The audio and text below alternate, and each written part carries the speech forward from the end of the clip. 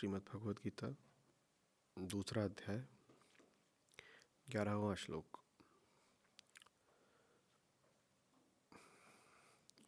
तो हमने देखा कि अर्जुन शोक, मोह और भ्रम की उसी अवस्था में अभी भी हैं जिसमें वो पहले अध्याय में थे। जैसे दूसरे अध्याय के आरंभिक 10 श्लोक पहले ही अध्याय विषाद योग का विस्तार मात्र हो। अर्जुन एक बार पुनः घोषित कर देते हैं कि नहीं लड़ूंगा और धनुष रख देते हैं, रथ पर पीछे जाकर बैठ जाते हैं। अब श्री कृष्ण कहते हैं, और ये पहली सीख है श्री कृष्ण की भगवद गीता में। कहते हैं, देखो कि क्या कर रहे हो। तुम ये कर रहे हो कि सब ऊंचे नैतिक, धार्मिक, सांस्कृतिक, सामाजिक सिद्धांतों का सहारा लेकर के बस अपने मोह को आगे बढ़ा रहे हो। सीधे ही कह नहीं पाओगे कि बात मोह, भय, भ्रम और सामाजिक संस्कारों की है, तो यूं दर्शा रहे हो जैसे बात अहिंसा की, प्रेम की, करुणा की, त्याग की, भ्रातृत्व की है। और समझने वालों के लिए जैसे पहली ही बात में रत्नकोश खुल गया हो। वृत्ति स्वयं को ऐसे ही संचालित करती है।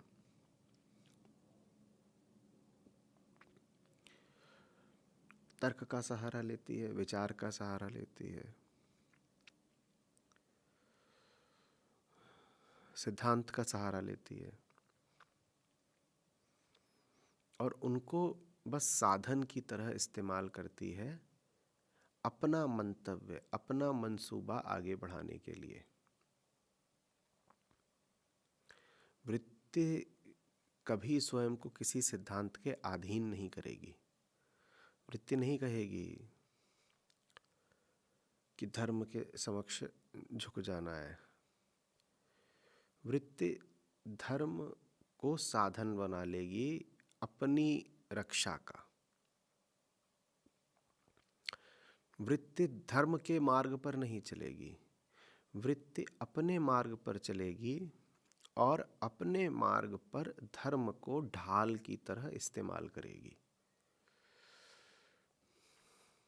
वृत्ति और धर्म का अब कभी आप संगम संयोग होते देखें तो बहुत जल्दी आशान्वित मत हो जाइएगा। किसी व्यक्ति को आप धार्मिक बातें करते देखें, प्रेम, करुणा, त्याग, ठीक वैसी ही बातें जैसे अर्जुन कर रहे हैं कि भिखारी होना बेहतर है, अपनों को मार करके राज्य पाने से, रक्त रंजित मुकुट पहनकर मैं क्या करूँगा। अब ये सब ऐसा लगता है जैसे कितनी शुद्ध और कितनी आसमानों की बातें हैं। श्री कृष्ण कह रहे हैं, सावधान। यदि धर्म का नाम ले रहा है व्यक्ति, तो पहली संभावना यही है कि धर्म का उपयोग कर रहा है। वृत्ति और धर्म का पहली बात तो संगम होता नहीं है, और अगर कहीं आप होता देखें तो ये बात उत्सव की, खुशी की नहीं है, अपितु सावधानी, सतर्कता की है।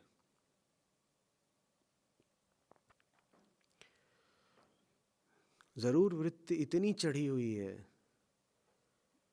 कि उद्दंड होकर के अब उसने धर्म को भी उठा लिया। आमतौर पर वृत्ति धर्म से जरा दूर दूर चलती है। लोग इसीलिए धर्म की बातें करते नहीं। तो जो लोग धर्म की बातें नहीं करते हैं वहां तो उन्होंने स्पष्ट ही दिखा दिया कि धर्म हमें रुचता नहीं है, या धर्म हमारी कामनाओं के लिए खतरनाक है, तो हम धर्म का नाम नहीं लेते। लेकिन ऐसे लोगों से कहीं ज्यादा खतरनाक वो लोग हैं जो धर्म का नाम लेते हैं। क्योंकि धर्म का नाम ले लिया माने वृत्ति का आत्मविश्वास, वृत्ति की ढिठाई इतनी बढ़ गई है कि उसे अब धर्म से भी डर नहीं लग रहा। डरना तो छोड़ दीजिए, वो धर्म को अब इतनी छोटी और इतनी असुरक्षित चीज समझ रही है कि सीधे ही धर्म को निवाला बनाने आ गई है। वही बात कृष्ण यहाँ कहते हैं कि पंडितों सी बातें कर रहे हो देखो, और हंसकर कहते हैं वही पुराना खेल चल रहा है, कुछ नया नहीं। अहम वृत्ति ही समय की शुरुआत है, और समय की शुरुआत से ही अहम वृत्ति ऐसी ही है। एक झूठ, समय भी झूठ, अहम भी झूठ, और अपने आप को सिर्फ बनाए बचाए रखने के लिए झूठ पे झूठ। जो शोक लायक नहीं है उनके लिए शोक कर रहे हो। फिर आगे कहते हैं ज्ञानी लोग, दो सुंदर शब्द हैं, गत असून और अगत असून। गत असून माने जो अब नहीं है, और अगत असून माने जो अभी है। माने जो तुम्हें मृत और जो तुम्हें जीवित दिखाई दे रहे हैं। ज्ञानी लोग इनके लिए शोक नहीं करते। इस श्लोक में और अगले दो श्लोकों में श्री कृष्ण ने प्रकृति के विषय में कुछ बहुत विशेष बताया है, और प्रकृति और अहंकार के संबंध के बारे में भी। प्रकृति के विषय में उन्होंने कहा है कि प्रकृति में बस प्रक्रियाएं होती हैं, बस प्रक्रियाएं हैं। कार्य कारण का एक चक्र चलता रहता है। एक बहाव है, जैसे नदी बह रही है। नदी में आपको पानी के कुछ छींटे अचानक दिखाई दिए, बात बहुत सीधी है। बीच में एक पत्थर था, एक छोटी सी धारा आकर के पत्थर से टकराई है और बिखर गई है, छींटे आपको दृष्टिगोचर हो गए। तो श्री कृष्ण कह रहे हैं कि ये जो तुम सब देख रहे हो ये बहाव है। और इसी को लेकर के आगे कहते हैं कि कभी भी ऐसा नहीं था जब ये बहाव नहीं था। ऐसा नहीं है कि कभी तुम नहीं थे या मैं नहीं था, ये सामने सब जो राजा इत्यादि दिखाई दे रहे हैं ये लोग नहीं थे, या ऐसा भी नहीं है कि कभी भी आज के बाद हम नहीं रहेंगे। सब रहेंगे। प्रकृति में नया कुछ होता ही नहीं है। नए बस नाम और रूप होते हैं। जो मूल प्रक्रियाएं हैं वो सदा से वही हैं जो हैं। और मूल बात क्या है? मूल बात यह है कि अहम वृत्ति है जो पाई प्रकृति में जाती है, लेकिन जिसका ठिकाना, जिसका अंत, जिसका विश्राम, जिसकी नियति आत्मा होती है। बस कुल इतना सा खेल है। ये अहम वृत्ति जो है, चूंकि प्रकृति में पाई जाती है, इसीलिए प्रकृति के प्रति मोहग्रस्त रहती है। उसी मोह का दूसरा नाम अज्ञान है। ये अहम वृत्ति स्वयं को नहीं जानती। जब ये स्वयं को नहीं जानती तो प्रकृति से और ज्यादा आबद्ध रहती है। लेकिन इसमें जो मूल कामना होती है मुक्त हो जाने की, आत्मा हो जाने की, वो कामना कभी मर नहीं सकती। प्रकृति से अहम वृत्ति जाकर के कितनी भी संयुक्त हो जाए, उसको चैन मिलता नहीं है। बस यही कुल कहानी है, इसके अलावा कुछ भी नहीं, कुछ नहीं। प्रकृति, जैसे सांख्य योग कहता है, त्रिगुणात्मक सतरजतम, इन्हीं तीन गुणों के भांति भांति के अनंत संयोग होते हैं। उससे सब प्रकार के पदार्थ और प्रक्रियाएं आपको दिखाई देते हैं। तो प्रकृति में कुछ नया नहीं है, लेकिन भांति भांति के संयोगों के कारण अहम भ्रमित हो जाता है। कोई नया संयोग सामने आता है, अहम को लगता है कुछ नया ही सामने आ गया। नया कुछ है नहीं, नया बस एक। तो इसलिए श्री कृष्ण कह रहे हैं कि कोई समय नहीं था जब मैं नहीं था, तुम नहीं थे, राजा लोग नहीं थे। और हमने कहा कि सदा से जो कहानी है उसमें तीन ही पात्र हैं। हमने कौन सी कहानी बताई? हमने कहा अहम वृत्ति है जो पाई हमेशा प्रकृति में जाती है, लेकिन जिसकी अंतिम शरण स्थली बनती है सिर्फ। तो ये तीन होते हैं पात्र। इन्हीं तीन किरदारों का ये भव्य नाटक अनंत काल से खेला जा रहा है और आगे भी चलेगा। इन तीन के अलावा कोई नहीं। और श्री कृष्ण कह रहे हैं कोई समय नहीं था जब मैं नहीं था, तुम नहीं थे, और ये सब लोग जिनके लिए तुम शोक कर रहे हो ये नहीं थे। यहां भी कितने हैं? तीन और तीन का कुछ हिसाब बैठा नहीं बैठा? कुछ बैठ रहा है नहीं बैठ रहा है? कौन से तीन होते हैं? अहम, प्रकृति, आत्मा। यही कुल कहानी है। और कृष्ण यहां पर कह रहे हैं कोई समय नहीं था जब हम नहीं थे, तुम नहीं थे, या ये जितने योद्धा दिख रहे हैं सामने ये नहीं थे। वही तीन यहां भी तो वो तीन कौन है यहां पे? अर्जुन कौन है? सब राजा लोग कौन है? कृष्ण क्या है? बस यही कुल गीता है। समझदार होते अर्जुन तो यहीं पर समझ जाते, खेल यहीं रुक जाता। ले यही तो चल रहा है। नाम बदल जाते हैं, पोशाकें बदल जाएंगी, युद्ध स्थल बदल जाएंगे, संदर्भ बदल जाएंगे, पर जहां भी कहीं कुछ भी हो रहा होगा तो यही हो रहा होगा। इसके अलावा कभी कुछ होता नहीं। आप अपने जीवन में भी टटोल के देख लीजिएगा, आपको कुछ और दिख जाए तो।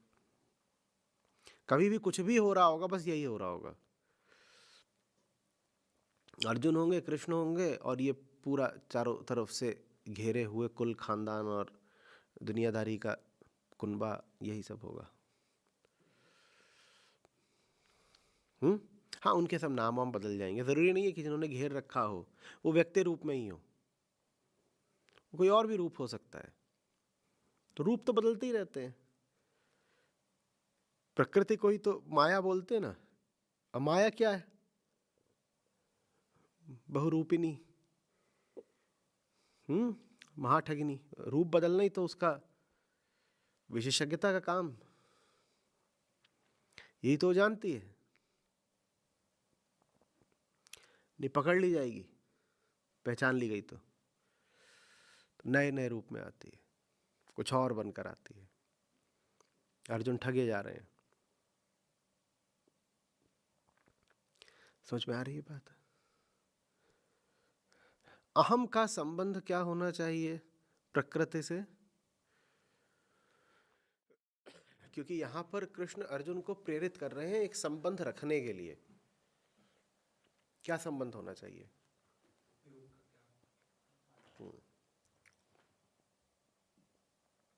प्रकृति में जो कुछ भी ऐसा है जो तुम्हें आत्मा की ओर ले जाने में सहायक हो, और ये बात तुम्हारे संदर्भ में की जा रही है, ठीक है? आवश्यक नहीं है कि प्रकृति ने चैतन्य रूप से निर्णय कर रखा हो तुम्हें रोकने का या धकेलने का। बात आपके संदर्भ में है। आपके लिए प्रकृति में जो कुछ ऐसा हो जो आपको आत्मा की तरफ ले जाता हो, उसको आप सर्वोच्च मानकर पूजिए। क्योंकि आत्मा को तो क्या ही पूजेगा कोई। पूजा तो प्रकृति की ही हो सकती है। प्रकृति में जो भी आपको दिखाई दे रहा है, समझ में आ रहा है, सोच पा रहे हैं, छू पा रहे हैं, जो भी कुछ ऐसे ऐसे आप एक रिश्ता बना पा रहे हैं, आत्मा से तो क्या रिश्ता बनाएंगे? वो अजीब चीज होती है, उससे प्यार किया जा सकता, रिश्ता नहीं बनाया जा सकता। तो जो भी कुछ प्रकृति में ऐसा है जो आत्मा की तरफ भेजता है आपको, उसको पूजना है, बस यही है। और जो कुछ भी प्रकृति में ऐसा है आपके लिए जो आत्मा की तरफ जाने में अवरोध बनता है, उसको किनारे कर देना है।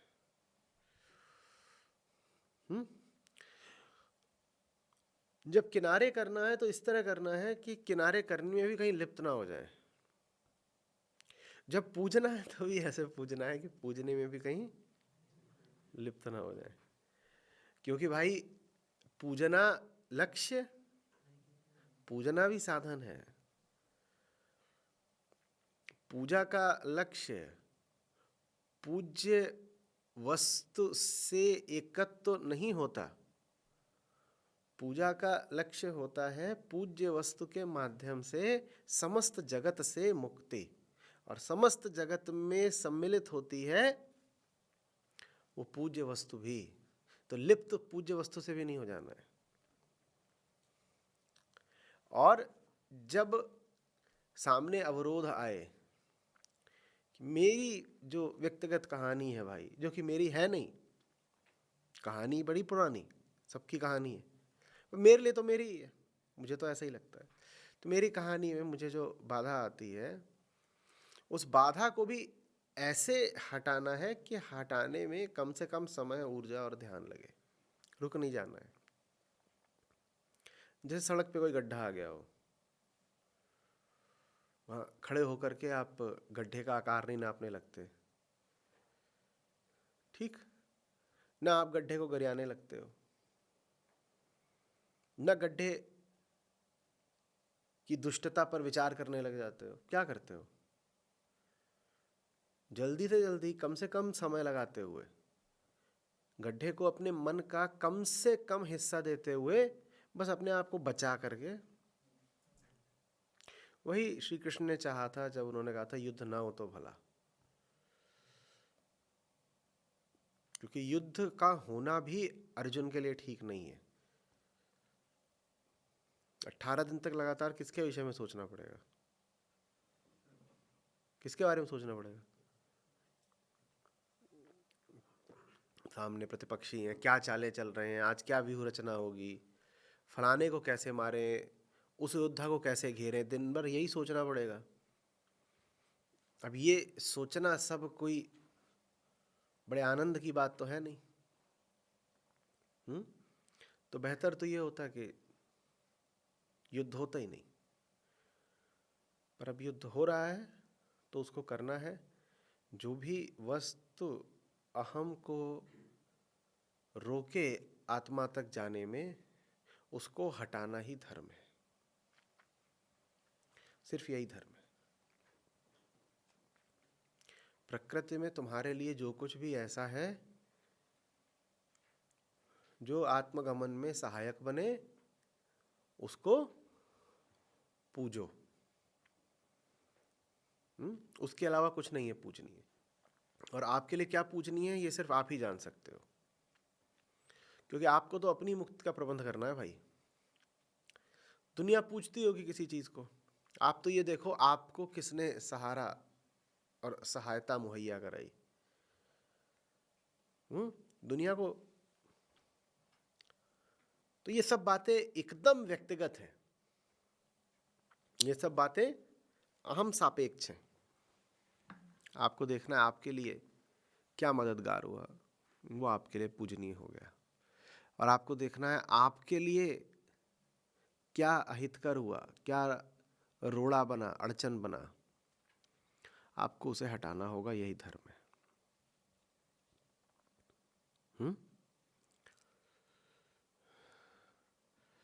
समझ में आ रही है बात?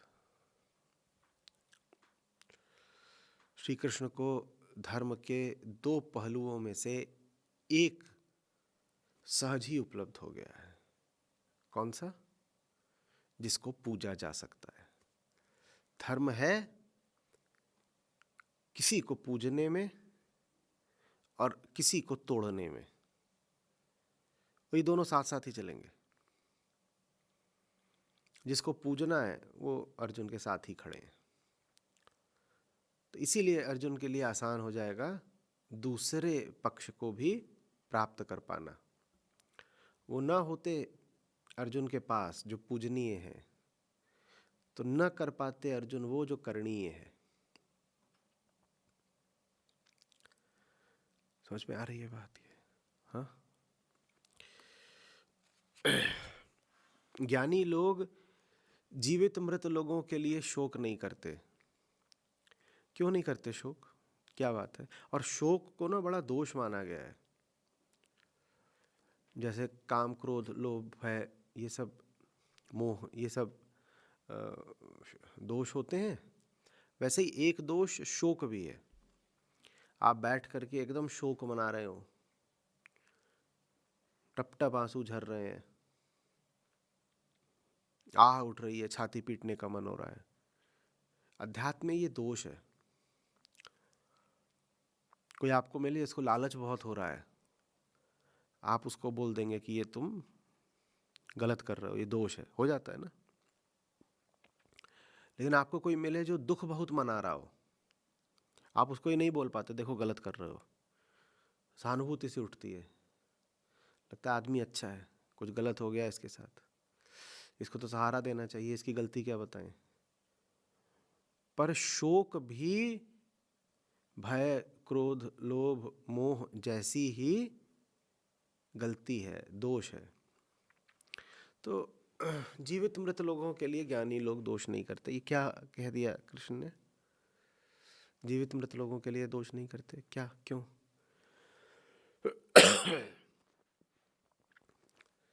इनके लिए शोक क्या करना है? ये तो प्रकृति के प्रवाह की लहरें हैं। एक लहर है जो अभी है, थोड़ी देर में वो थोड़ी क्षीण पड़ती है, उसके थोड़ी देर बाद वो मिट जाती है, और उसकी थोड़ी देर आप आगे देखते हैं तो आप पाते हैं कि एक और बड़ी लहर तैयार हो गई है। तो ये लहरों का उठना गिरना, कभी सीधा हो जाना, कभी टेढ़ा हो जाना, कभी दो लहरों का मिल जाना, कभी बड़ी लहर, कभी छोटी लहर, कभी प्रवाह के मध्य में है लहर, कभी बिल्कुल कोने पे है लहर, कभी कोई लहर अपना पूरा काल बिता कर जा रही है, कभी कोई लहर अकाल ही किसी पत्थर से टकरा रही है। ये सब कुछ प्रवाह में यंत्रवत चल रहा है, इसमें शोक करने की कोई बात नहीं है।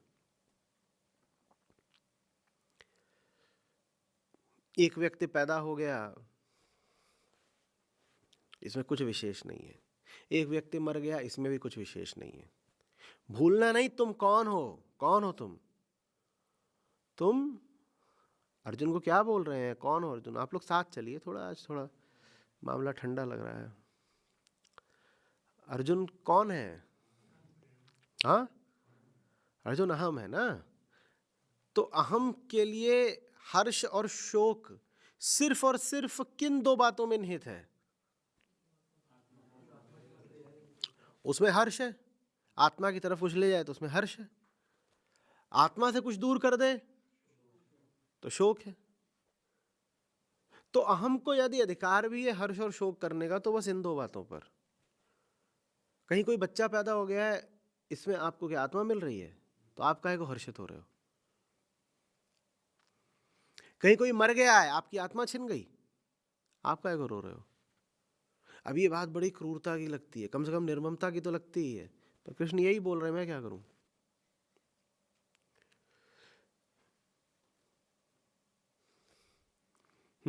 और जब आप प्रकृति की घटनाओं से सही संबंध रखते हो कि कौन सी घटनाएं हैं, दो ही तरह की घटनाएं मेरे लिए महत्वपूर्ण है, अर्थपूर्ण है, सिग्निफिकेंट है, सिर्फ दो तरह की। एक वो जो मेरी सहायता कर रही है उधर जाने में, दूसरी वो जो मुझे उधर जाने में रोक रही है। इन दो के अलावा बाकी जो कुछ हो रहा है वो क्या है मेरे लिए? है ही नहीं, उपेक्षा, मतलब ही नहीं है। करना क्या है उसका? करना क्या है? जो भी हो रहा है उसमें कुछ ऐसा है जो मन को आलोक दे देगा तो मैं उस चीज को अपने लिए अर्थपूर्ण मानूंगा। कुछ ऐसा है जो मन को अंधेरा देने को तैयार है, उस चीज को भी अर्थपूर्ण मानूंगा। बाकी जो कुछ भी हो रहा है वो तो ऐसे ही है, नदी बह रही है। शोक क्या करना है और हर्ष भी क्या करना है? तो कृष्ण जब कहते हैं कि शोक नहीं करते तो वास्तव में कह रहे हैं कि न हर्ष करते हैं न शोक।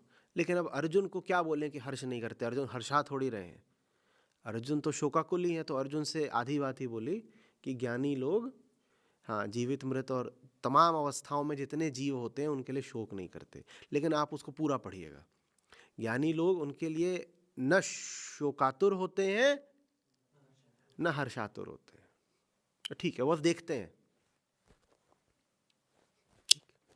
हाँ, जो चल रहा है उसमें से कुछ उछल करके आ जाए तुम्हारी गर्दन पकड़ने तो फिर अर्जुन युद्धस्व। बाकी हमारे लिए क्या है? सब क्या है? तमाशा है। हम ऐसे बैठे हुए हैं, सामने सड़क है और उस पर यातायात का प्रवाह है, हमें क्या लेना देना? हाँ बैठो देखो, लेकिन ठीक है, इधर से आ रहे हैं उधर से आ रहे हैं, छोटी गाड़ी बड़ी गाड़ी, पुरानी गाड़ी नई गाड़ी, भरी गाड़ी खाली गाड़ी, जितनी तरह की विविधताएं हो सकती हैं सड़क पर सब दिखाई देती हैं। हाँ, अब चलती सड़क से कोई आ जाए आपकी गर्दन पकड़ने तो फिर आपको कुछ करना है। नहीं तो कोई बहुत बड़ी गाड़ी निकल गई, उसमें आपके लिए हर्ष की क्या बात है? आप क्यों नाच रहे हो? एक गाड़ी थी, क्या हुआ? निकल गई। बहुत देर से बैठे हैं, कोई गाड़ी निकली नहीं, आप काहे को रो रहे हो? इसमें आपका क्या है? आप क्यों शोक कर रहे हो?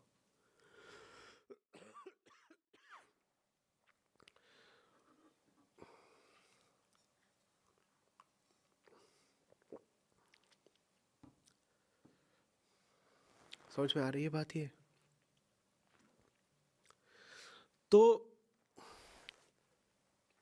जो अहम है सांख्य की भाषा में, जो पुरुष हुआ, वो पुरुष प्रकृति से व्यर्थ ही बहुत सारे विविध तार जोड़ने को आतुर नहीं रहता। वो कम से कम सरोकार रखता है। वो कोशिश यही करता है कि जितना हो सके बचा के चले, लेना देना कुछ पड़े ही ना, न लेना न देना, मगन रहना, हमें मतलब ही नहीं होना चाहिए। लेकिन जब दुर्योधन जैसी कोई स्थिति खड़ी हो जाती है तब वो युद्ध करने से फिर पीछे भी नहीं हटता। और वो दुर्योधन जैसों से युद्ध करने में पीछे नहीं हटता इसीलिए क्योंकि जहां युद्ध की आवश्यकता नहीं थी वहां उसने कभी युद्ध करा भी नहीं था। चूंकि वो साधारणतया प्रकृति के प्रति उपेक्षा का भाव रखता था। इसीलिए जब कभी जीवन काल में एक आध बार 10-20 साल में आवश्यकता आ गई कि अब उलझो, विकल्प नहीं है, तो फिर उसका उलझाव सार्थक होता है। उसके उलझाव में आसक्ति लिप्सा नहीं होती, और उसने सिद्ध कर रखा होता है कि आसक्ति के कारण वो नहीं युद्ध में उतर रहा, क्योंकि 10-20 साल 40 साल जीवन के वो कभी युद्ध में उतरा ही नहीं था। उसका स्पष्ट था, मुझे प्रकृति से लेना देना रखना नहीं है। और ऐसा व्यक्ति फिर जब युद्ध करता है तो उसको रोकना बड़ा मुश्किल होता है। उसका युद्ध फिर निष्काम हो जाता है। उसे लेना देना नहीं था, भूलना नहीं। वो लेन देन की खातिर नहीं लड़ रहा है, वो निष्काम युद्ध कर रहा है। कुछ नहीं चाहिए उसे प्रकृति से, वो बस इतनी प्रार्थना कर रहा है कि मां दूर रहो ना, हम तुम विजातीय हैं, तुम अपना देखो हम अपना देखें।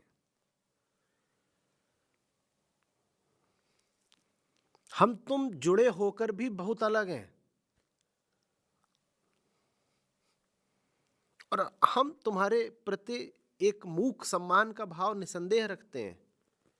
हम कभी तुम्हें पीठ नहीं दिखाते, हम सदा तुम्हें ही देखते हैं। जिस दिशा देखेंगे तुम ही तुम हो मां, तो तुम्हें पीठ हम दिखा भी कैसे सकते हैं? हम नमन करते हैं तुमको, लेकिन हम तुमसे एक नहीं हो सकते। हमारी मंजिल दूसरी है बाबा। हमें जिससे एक होना है वो दूसरा है कोई, वो तुम नहीं हो। समझ में आ रही है बात? ये अगर आप समझ जाएंगे तो आप समझ जाएंगे कि एक जो, अब आदर्श बोलूं तो थोड़ा सा मुझे खटकता है, क्योंकि आदर्श बोलते ही फिर मन उसको पकड़ लेता है और उसकी नकल करना शुरू कर देता है। आदर्श तो समझ लीजिए कि एक आध्यात्मिक चरित्र कैसा होगा, वो ऐसा होगा, दुनिया से जरा बेगाना। अब बेगाना से ये नहीं मतलब है कि वो अनमना है। अनमने का तो ये मतलब होता है वहां मन नहीं है, कहीं और मन है, अन्य मनस्क नहीं है वो। बस दुनिया को लेकर के आसक्त नहीं है,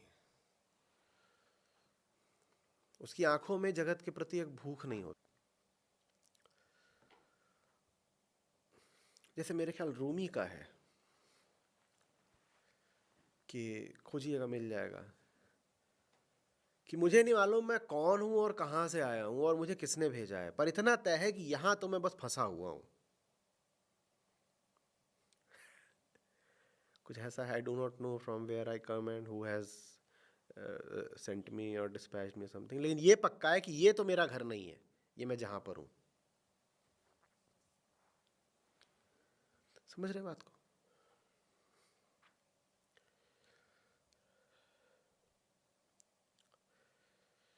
एक प्रकार का अनासक्ति योग हो गया ये।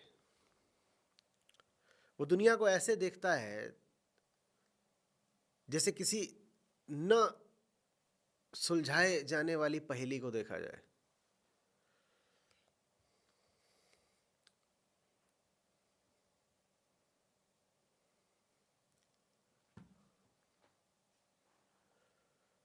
वंडरमेंट, एक आश्चर्य, कौतुक, ये क्या है, ये क्यों है, जब नहीं है तो नहीं हो के भी क्यों है। समझ में आ रहा है बात? वो ऐसे नहीं देखता है कि है भाई और बढ़िया गोलगप्पा लाओ, बढ़िया अच्छी चीज है। वो ऐसे देखता है कि वो झुंड में ना हो, समाज में ना हो, अपने एकांत में हो, आप उसका चेहरा देखिएगा, आपको लगेगा किसी और ग्रह का व्यक्ति बैठा हुआ है, जो बस ये पूछ रहा है कि मैं यहां हूं ही क्यों। शोक नहीं है इसमें, शोक नहीं है, बस एक अचरज है। ही इस सब से मेरा क्या लेना देना, मुझे क्यों फंसा रखा है, हाँ, अच्छी बात है, सूरज उगता है, तारे टिमटिमाते हैं, हवा बहती है, पत्ते झड़ते हैं, अच्छी बात है सब। फसलें उगती हैं, वृक्ष हैं, छोटे बच्चों का जन्म हो रहा है, कहीं कोई किसी से प्रेम में पड़ रहा है, सब चल, ये सब में मैं यहाँ क्यों हूँ?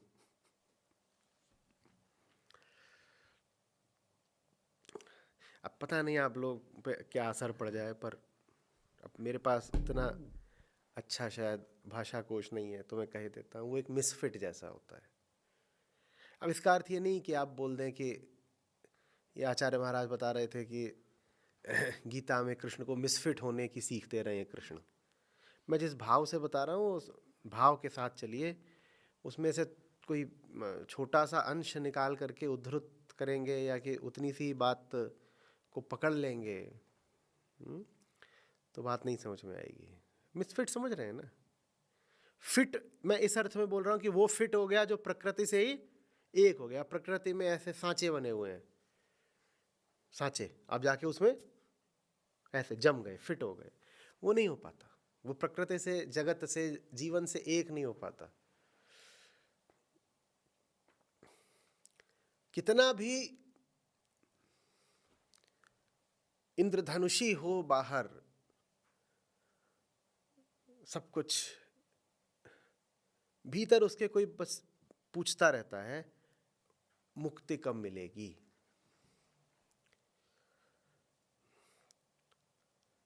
उसे जब किसी कारणवश लिप्त भी होना पड़े, घोर कर्म में भी उतरना पड़े, सकाम कर्म भी करना पड़े,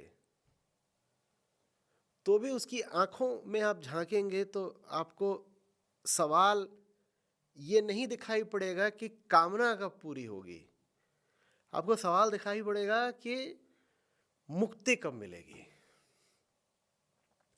अब कर तो रहा है वो बाहर बाहर से सकाम कर्म। कितनी अजीब बात है।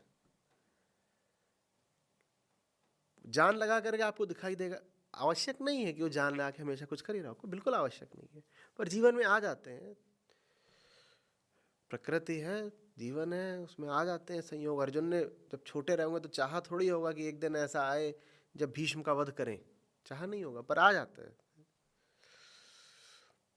तो सकाम कर्म करने पड़ते हैं। आप युद्ध कर रहे हो,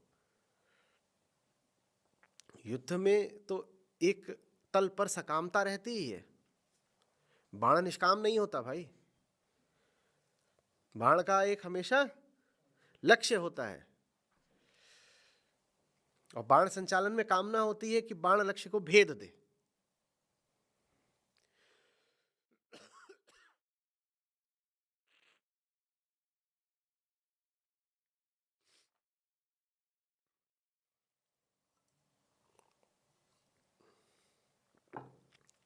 तो एक और तो घोर युद्ध हो रहा होगा, और दूसरी ओर आप उस जगत, उसके अंतर जगत में आप झांकेंगे तो उस घोर युद्ध के बीच भी वो यही कह रहा होगा कि कहां फंसा दिया यार, ये सब कब खत्म होगा, कब मरे हो, कब भेंटे हो पूरन परमानंद। जैसे तीर तो चला रहा है सामने वाले को मारने के लिए, और गहरी आकांक्षा ये है कि मैं मर जाऊं, और फिर बड़े बड़े अविश्वसनीय कथानक पैदा होते हैं। सुकरात जो बातें बोल रहे थे, वो बातें जो अयोग्य शासन था ग्रीस का, उसके विरुद्ध थी। लेकिन मैं पढ़ रहा हूं तो मुझे दिखाई दे रहा है कि वो बाहर नहीं कुछ खत्म करना चाह रहे, जैसे उनके भीतर ही भीतर उन्होंने एक खेल रचा है स्वयं को खत्म करने के लिए। लग ये रहा है कि बाहरी व्यवस्था खत्म करना चाहते हैं, हो ये रहा है कि वो स्वयं को खत्म करना चाहते हैं, और कर दिया स्वयं को खत्म, और मुस्कुराए बोले किसी को पता भी नहीं चला।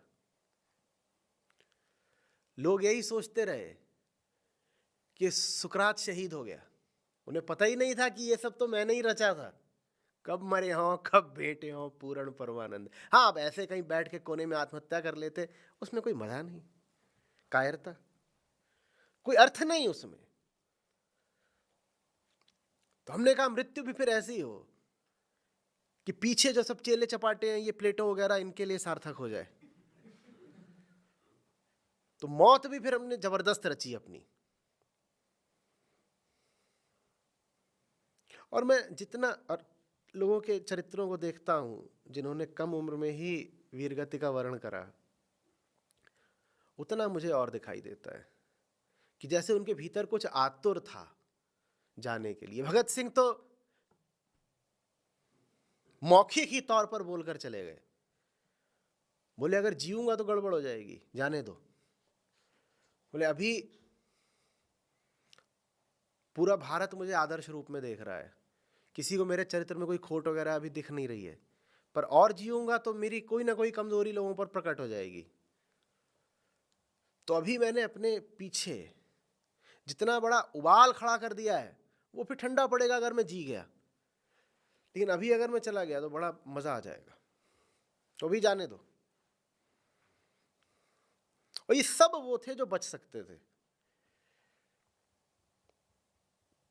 अब विवेकानंद की आंखों में देखिए, आपको एक एक जिजीविषा युक्त व्यक्ति दिखाई देता है क्या, जो आतुर है कि अभी 150 साल और जीने को मिल जाए?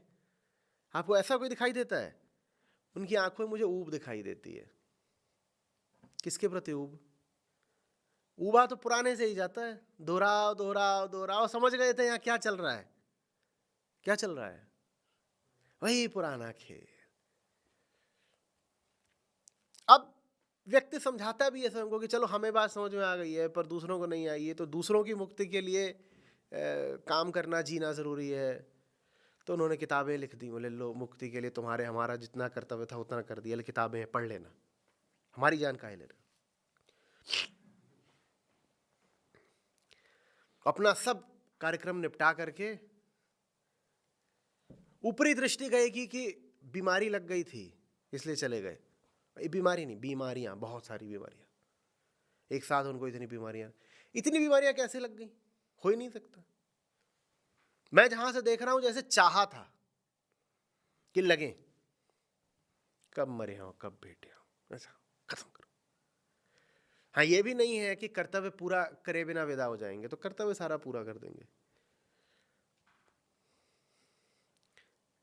लेकिन थोड़ा सा स्वार्थ तो हम भी रख सकते हैं ना।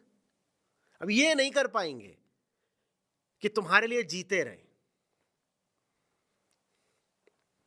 मर सकते हैं तुम्हारे लिए जी नहीं सकते। इतना सा स्वार्थ अधिकार है हमारा। तो तुम्हारे प्रति जितने भी कर्तव्य हैं सब पूरे कर देंगे, उसके बाद मां क्षमा करो, विदाई दो। ये समझ में आ रही है बात? ये एक अनोखी निर्लिप्तता जिसमें व्यक्ति सदा तैयार है किसी भी क्षण विदा हो जाने को। डेरा डंडा सब बांध के बैठा हुआ है, बताओ कब आ रहे हो तुम, लेके चलो तो सही। भीष्म को देखते हो, जब कृष्ण उनकी ओर बढ़ते हैं आगे रथ का चक्र उठा करके, बोलते मैं ही मारूंगा, और भीष्म पुलकित हो जाते हैं। ये डर नहीं जाते, ये नहीं कि वो अपना शस्त्र संचालन करने लगे, वो कृष्ण से बोलने के था तुम आओ मारने हमें, हम ही तुम्हें मारे देते, कुछ नहीं। बोलते तुमने कृपा तो करी आज, मीठी झिड़की सी देते हैं कृष्ण को, बोलते इतने दिनों में तुम्हें सुधाई हमारी, चलो कृपा तो करी, आए तो हमारी, और अब आओ जल्दी, तैयार हो गए हम, ये रख दिया धनुष, मारो जल्दी से मारो। उतने में अर्जुन आकर के कृष्ण का पकड़ लेते हैं पाँव, बोलते हैं नहीं भैया हम कर देंगे, आप ना छोड़िए।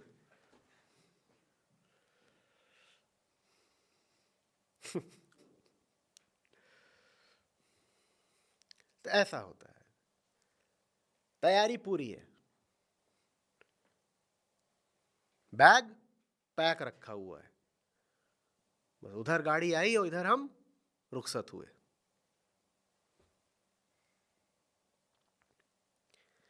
ये एक अंदाज है जीने का, ये गीता का अंदाज है।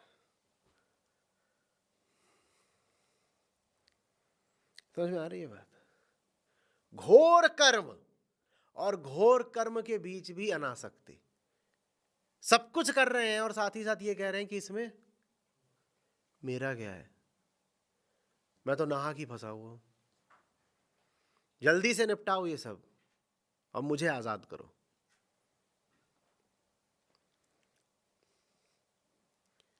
समझ में आ रही बात?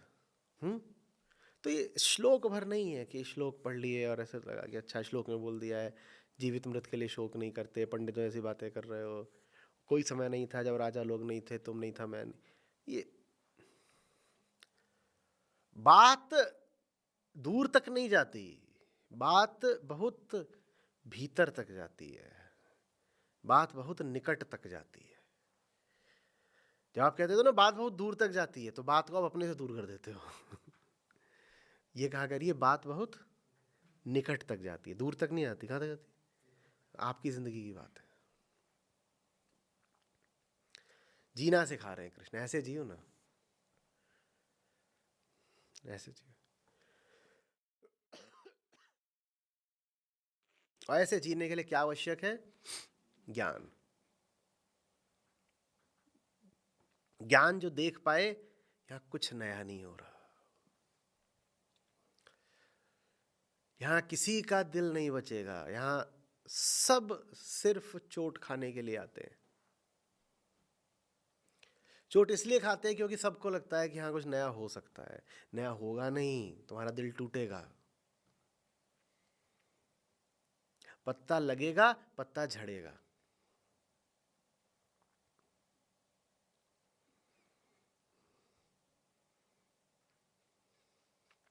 एक आध दो बार दिल तोड़वाने का, चोट खाने का अधिकार सबका है, उसके बाद सीख जाना चाहिए, चेत जाना चाहिए, ठीक है सीख लिया, हो गया, यहाँ की रीत आ गई समझ में।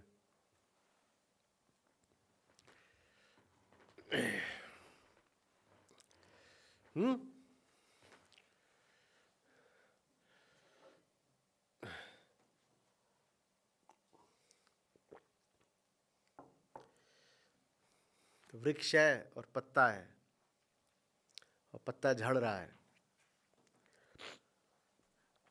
और पत्ते को मोह हो रहा है, तो पत्ता बोल रहा है, पत्ता बोला वृक्ष से, सुनो वृक्ष बन रहा है, अब के बिछड़े ना मिलेंगे, दूर पड़ेंगे जाए। तो मोह हो रहा है, या कहता है अब के बिछड़े कब मिलेंगे, दूर पड़ेंगे जाए।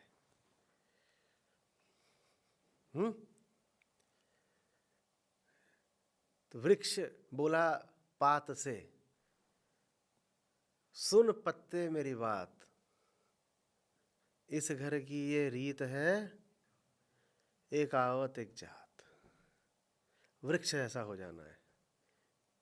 पत्ते ने एक अपना जीवन देखा है, वृक्ष ने हजारों पत्ते देखे हैं। तुम वैसे हो जाओ जिसने हजारों पत्ते देखे हैं, और हजारों की उम्मीद मत करो, इतनी लंबी जिंदगी नहीं होती। एक आध दो बार पत्तों को झड़ते देखो, उसके बाद इस आने जाने के फेर से पीछे हट जाओ। पहली दूसरी बार तो चोट लगेगी ही, नए नए उतरे हो जगत में, आंखों में रंगीन कामनाएं हैं, क्या क्या नई आशाएं।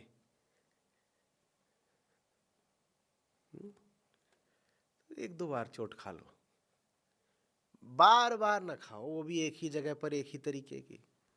यही कुल अध्यात्म है बस। जिंदगी चोट देकर सीख ही तो दे रही है, सीख लो जल्दी से। जवानी में ही सीख लो जितनी जल्दी हो सके। 15 साल 20 साल पर्याप्त होने चाहिए। 15-20 साल की उम्र में बात समझ में आ जानी चाहिए, और कम में हो जाए तो और अच्छा। 12-14 साल में बात एकदम चमक जाए, बिजली सी कौंध जाए, ठीक है, आ गई बात समझ में, हो गया।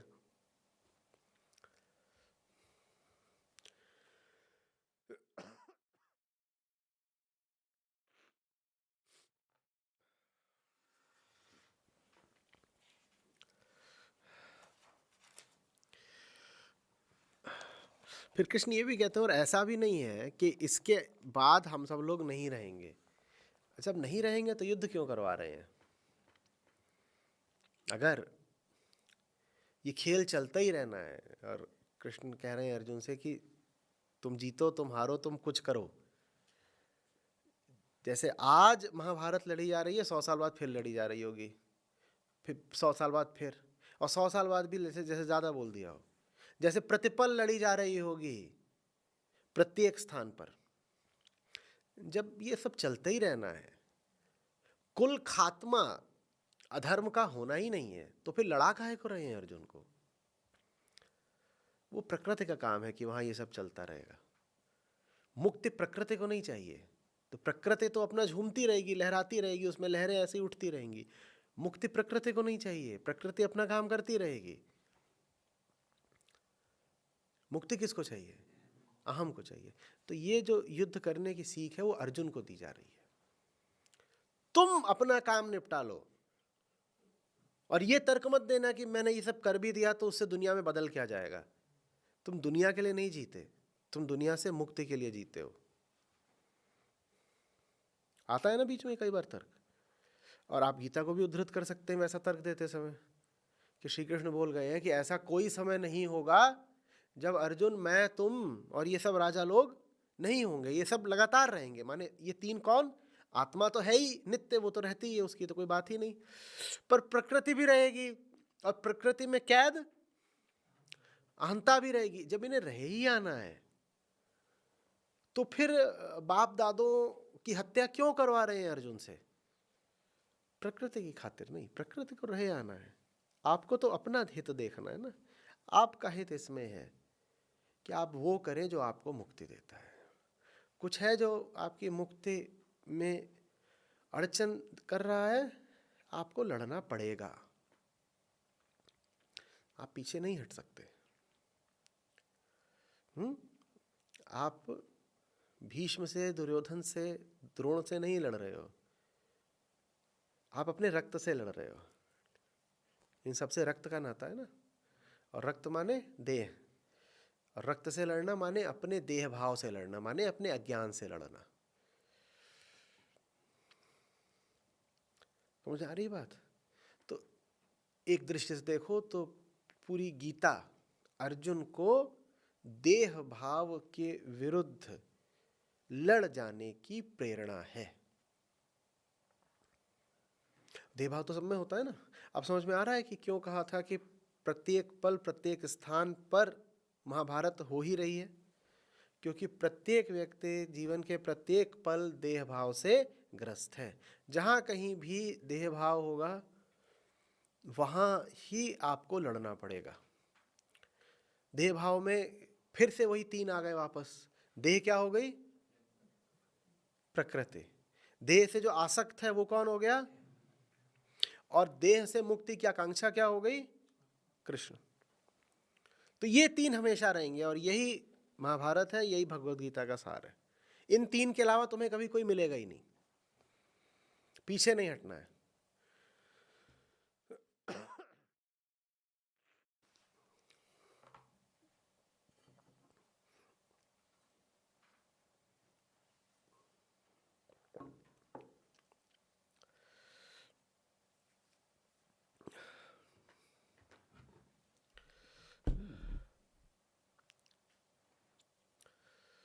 जैसे प्रकृति में, 13वां श्लोक है, जैसे प्रकृति में देहधारी के लिए बचपन है, यौवन है, बुढ़ापा आदि हैं, उसी तरह प्रकृति में इतने सारे शरीर भी हैं। ये सब अलग अलग प्रतीत होते हैं ना, बचपन, यौवन, बुढ़ापा, जैसे ये अलग अलग प्रतीत होते हैं वैसे ही सब जो व्यक्ति खड़े हैं ये भी अलग अलग प्रतीत होते हैं। ये सब कुछ अलग अलग प्रतीत होता है, लेकिन ये है सब कुछ एक, और इस पूरे का साझा नाम क्या है? बस प्रकृति। ये सब एक है। इसको विशिष्ट कुछ भी मानने की जरूरत नहीं है। विशिष्टता तो उसकी जिसमें मौलिकता हो, इसमें कुछ भी मौलिक नहीं है। इसमें सब कुछ बस एक दोहराव है। किसी चीज पे रंग रोगन करके उसको दूसरा सा तुम प्रतीत कराने लग जाओ तो क्या वो चीज मौलिक हो गई? पुरानी गाड़ी पर नया पेंट करा दो, वो मौलिक हो गई क्या? तो प्रकृति में यही चलता है, रिसाइकलिंग। हमेशा नया पेंट भी नहीं होता, कई बार गाड़ी को लेकर के उसका लोहा पिघला करके उससे कुछ और बना देते हैं, लेकिन वो जो मूल तत्व है वो वही है। और फिर इसीलिए दर्शन का जब जन्म हुआ भारत में भी और बाहर पश्चिम में भी, तो दार्शनिकों का एक बड़ा वर्ग था जो लगातार बस यही जानना चाहता था कि मूल तत्व क्या है अस्तित्व के।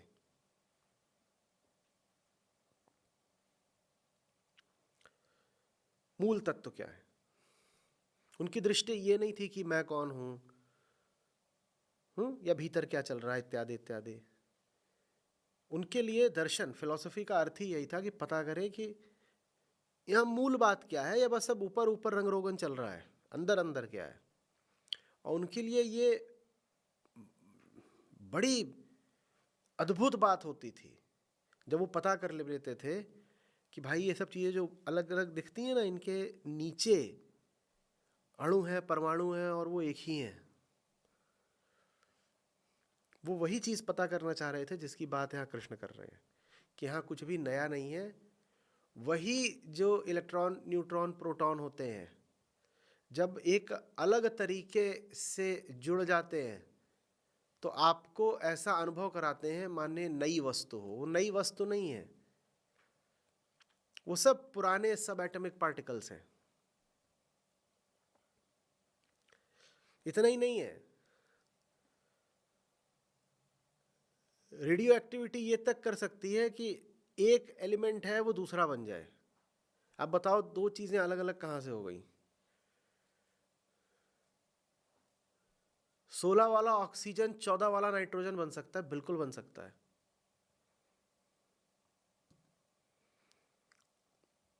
और 14 वाला नाइट्रोजन 12 वाला कार्बन बन सकता है, बिल्कुल बन सकता है। बताओ अलग अलग क्या है?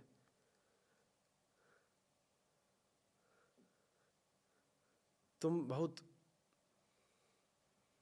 विश्वास के साथ बैठे हुए थे, ये नाइट्रोजन का जार है। कृष्ण जैसा कोई आया, बोला मुझे देना जरा सा, और भीतर ले गया वहां पर रेडियो एक्टिविटी की लैब, और कुछ नहीं करेंगे, ऐसे ही रखा हुआ है। थोड़ा बम्बार्डमेंट किया उस पर,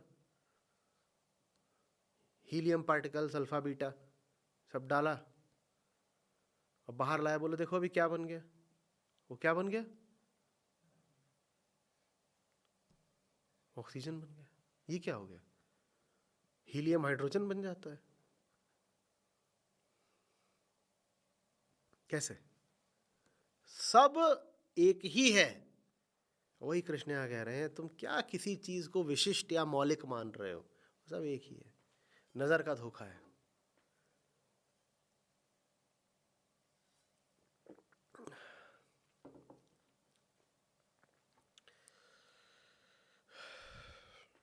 चौदहवां श्लोक है, उसमें एक बड़ा सुंदर शब्द है।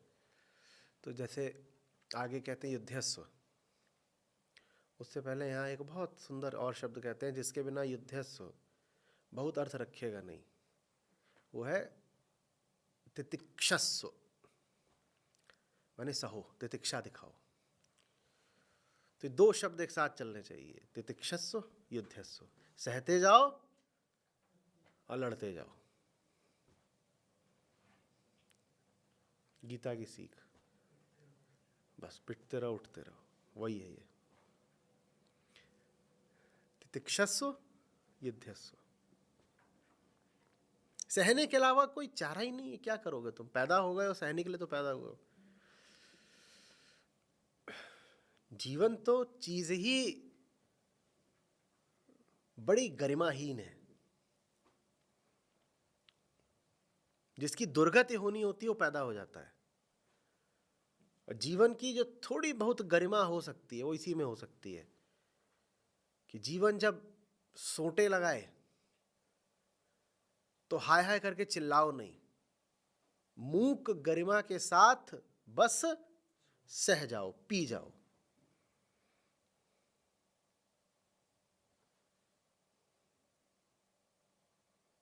निष्प्रह, निरपेक्ष, ठीक, सह लिया, पी गए। एक अर्थ में ये तक कह सकते हो, और अगर रस लेना चाहो, कि तितिक्षस्व और युद्धस्व एक ही बात है। सहना ही लड़ना है। ये दो अलग अलग नहीं चीजें हैं। कभी अलग भी कह सकते हो, कभी बोलेंगे कि अलग अलग हैं, एक के बाद दूसरी आती है। पर कहीं और से देखो तो कहोगे दोनों एक ही बात है। सहना ही तो लड़ना है। प्रकृति का काम है अहम पर आघात करते रहना, और अहम का कुल कर्तव्य इतना ही है कि वो उन आघातों से विचलित ना हो जाए, वो अपनी जगह से कंपित ना हो जाए, डिग ना जाए।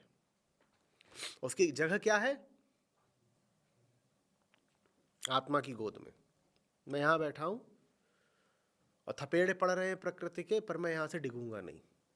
तितिक्षस्व, मैं यहीं बैठा रहूंगा।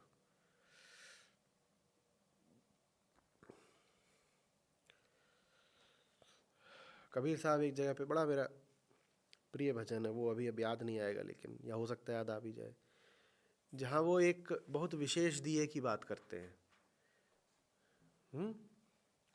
जिस पर थपेड़े ही थपेड़े पड़ रहे हैं, लेकिन उसकी जो लौ है उसमें कंपन भी नहीं होता। ठीक वही कह रहे हैं जो बात यहां पर आपके सामने है। सहो तो अर्जुन, इंद्रियों विषयों इनकी संगति ही समस्त द्वैतों, माने शीत उष्ण सुख दुख वगैरह को देने वाली है। ये सब तो आते जाते रहते हैं, अनित्य है। तुम तो बस सहो, तुम इन्हें गंभीरता से नहीं लो, तुम इनसे जुड़ मत जाओ, तुम इन्हें बस सहते जाओ प्रकृति में। और सहना सिर्फ आघातों को नहीं होता, आकर्षणों को भी सहना पड़ता है। आघात को सहना तो फिर भी कई बार आसान हो जाता है, आकर्षण को सहना उतना आसान नहीं होता। तो किसी भी ओर से तुम पर प्रभाव पड़े, आकर्षण हो विकर्षण हो, तुम अडिग रहना, तुम अटल अचल रहना। तुम्हारा काम नहीं है जुड़ जाना। प्रकृति से संबंध तुम्हें सिर्फ एक सूरत में, एक दशा में बनाना है। क्या? कि अगर वहां कुछ है जो तुम्हें बांध रहा है तो उससे, अगर कुछ वहां नहीं बांध रहा तो अपनी ओर से मत चले जाना बंधने। तुम प्रकृति के रहो मात्र दृष्टा। मैं दृष्टा हूं और मैं ऐसे नमन कर रहा हूं, बहुत अच्छा बहुत अच्छा नमन कर रहा हूं। फिर संयोग ऐसा कि वहां से कुछ आया ऐसा उठ करके जो हमें पकड़ गया, तो वहां से हमारा फिर कर्तव्य शुरू होता है कि अब हमें लड़ना पड़ेगा। अगर कुछ नहीं है जो वहां से आपको बांध रहा हो तो आपको लड़ने की भी जरूरत बिल्कुल नहीं है। लड़ना भी एक प्रकार की लिप्तता होती है। निष्कामता माने निर्लिप्तता। ठीक है।